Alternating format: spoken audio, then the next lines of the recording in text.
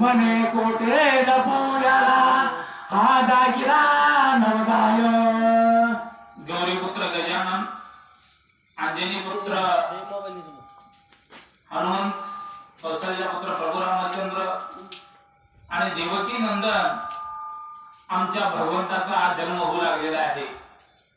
श्रीकृष्ण अवतार रूपी आज देवकीच्या पोटी झालेला आहे. श्रीधर कवी या ठिकाणी सांगू लागले आहेत, कारण रामायण सांगून सवय पडल्या बरोबर का. श्रीधर कवी या ठिकाणी काय सांगू लागले, भगवंताचा त्रिभुवनाचा मालकाचा जन्म झालाय. कारण या सृष्टीवर अनेक पाप, अनेक क्रूर राक्षस, क्रूर वृत्तीचे जन्म झाले आणि त्यांचा नायनाट करण्यासाठी भगवंताला अवतार घ्यावा लागला बरोबर. ज्या ज्या वेळेस या सृष्टीवर अथांग अशा प्रकारचा गोंधळ माजेल त्यावेळेस भगवंताला अवतार घ्यावं लागलं. म्हणून आज भगवंत अवतार घेतले. याच्या अगोदर 8 वर्षाचा बाळ होऊन देवकी समोर आले बरं महाराज. त्यावेळेस आईने म्हणले, येण्यास का म्हणली, तू जर एवढा मोठा होऊन माझ्या समोर आलाच तर माझं लेकरू जग म्हणाल का. म्हणत नाही, कारण तू लहानच व्हावं लागतंय, बाळच व्हावं लागतंय, मग माझं लेकरू हे जग म्हणल. अशा प्रकारे त्या ठिकाणी देवकी बोलल्यानंतर भगवंताने लहान रूप घेतले बरं का. आणि त्यावेळेस देवकी घाबरली, कारण आता कंस 8व्याचा धावा करू लागलेला आहे, 8व्याला मारणार आहे हे निश्चित ठरलेलं आहे. मग आता काय केलं पाहिजे, आता याला कुठं लपवावं, काय करावं हा विचार देवकी करू लागला. देवकी करत असताना त्या ठिकाणी महाराज वसुदेव गेले आणि वसुदेव म्हणू लागले, काय करावं म्हणले. आता एवढा लहान बाळ आहे मान्य आहे, परंतु झाकू शकणारी व्यक्ती नव्हे. ब्रह्मांडाचा मालक आहे. एक वेळेस सूर्य झाकता येईल, एक वेळेस समुद्र झाकता येईल, परंतु या भगवंताला झाकता येत नाही. काय करावं, कसं करावं या चिंतेत वसुदेव आहे.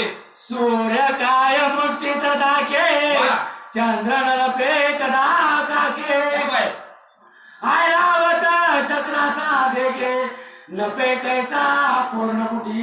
हे बघा म्हणले, चंद्र एका जवळ झापल,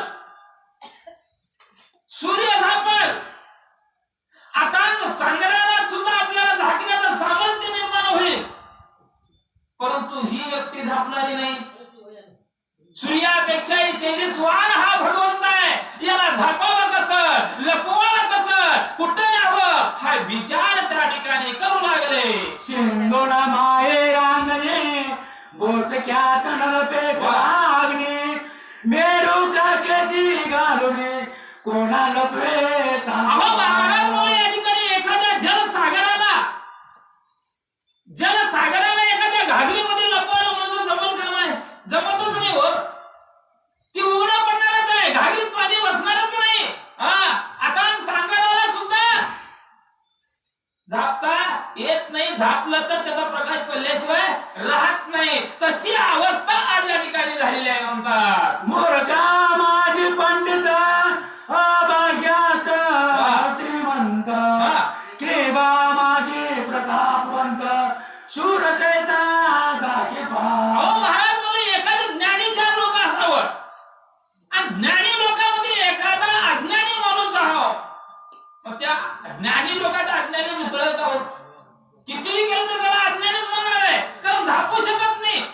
तशी अवस्था या ठिकाणी झालेली आहे म्हणतात. नवनाचा घट तोड आवरू न शके गंगापूर, वानरा माझे रघुवीर कदा काळी जागेना. बघा म्हणलं महाराज, श्रीधर कवी काय म्हणू लागले, 18 पद्म वानर आहेत आणि 18 पद्म वानरामध्ये रामाला जर लपवा म्हणलं तर रामाला जमल का लपवायला. कितीही जर लपवण्याचा प्रयत्न केला तर राम हा दिसणार आहे. म्हणजेच या बाळाला झाकता येणार नाही असं या श्रीधर कवीला म्हणायचं आहे. भूता माझे माझी शंकर किरणा माझी धरणीधर रंका माझी राजेंद्र कदा झाकिला अहो महाराज, एखादे दरिद्र लोक राहावं, गरीब राहावं, अन्न पाण्या वाचून मेलेले लोक राहावं आणि त्याच्यात राजाला नेऊन उभा करावं आणि त्याच्यात मिसळाचा प्रयत्न आपण करावं. मिसळल का हो? ओळखूच येणार आहे. तशी अवस्था आज माझ्या भगवंताची आहे. आणि विचार करू लागले वसुदेव, आता काय करावं? या बाळाला कुठं झाकावं, कुठं लपवावं, हा एकच विचार या ठिकाणी वसुदेव करू लागले. कस्तुरी चोरले चोरे परी परी मुळे आठ जावय. तैसा कृष्ण न झाके ओ सुंदरे नकुलिता बघा हो महाराज, बहीण भावाचा संवाद चालला इथं.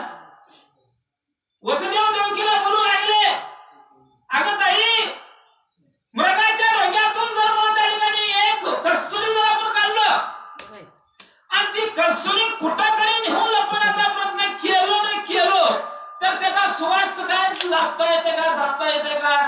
कस्तुरी आपण जापू, परंतु तुमचा येणारा जो सुवास आहे तो सुवास झापता येत नाही. तसा हा भगवंत आहे. काय करावं? बाहेर प्रगटा मात तात्काळ होईल नरक ज्याचे द्रव्य खूप सापडत तेने लोकांते न सांगावे. बघा म्हणले, आता काय करायचं? एखाद्याला द्रव सापडावं, एखादा गरीब आहे, कामगार आहे आणि त्याला आजच्या अन्न घुसवण्याचा धंदा लागाव, मग ते झापल का हो? एवढी श्रीमंती रात्रून बसायला